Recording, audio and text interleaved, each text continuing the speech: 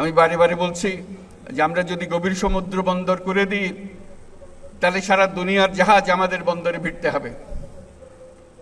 আমাদের পণ্য সিঙ্গাপুরে খালাস করে দিয়ে চলে যেতে হবে না, অন্য দেশের পণ্য সিঙ্গাপুরে খালাস করে দিয়ে যেতে হবে না, আমার দুয়ার পর্যন্ত নিয়ে আসতে হবে পারবে। এবং অন্যান্য দেশের যারা সুযোগ দিতে পারবে না তাদের পণ্য এখানে দিয়ে যাবে, আমাদের এখান থেকে তারা নিয়ে যাবে। কাজে একটা বিরাট সুযোগ। আর বঙ্গোপসাগরে মাছেরও তো একটা বিষয় আছে। অন্য দেশের মাঝিরা এসে, আমাদের মৎস্যজীবীরা আছে, এসে আমাদের পানি থেকে তারা মাছ শিকার করে নিয়ে যায়।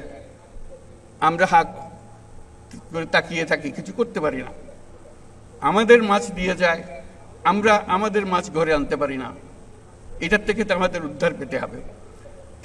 সেই বঙ্গোপসাগরকে মিলিয়ে, তার উপকূলকে মিলিয়ে আমরা সমস্ত বাংলাদেশ পরিবর্তন করে ফেলতে পারি। আমাদের পরিকল্পনায় যদি আমরা মাতারবাড়ি, কক্সবাজার সবকিছু মিলিয়ে, মহেশখালী সবকিছু মিলিয়ে আমরা যদি একযোগে বন্দর উন্নত করি তাহলে পুরো এলাকা নতুন সিঙ্গাপুরে পরিণত হবে। এটা নির্ঘাত, এটার থেকে কেউ বাইরে যেতে পারবে না।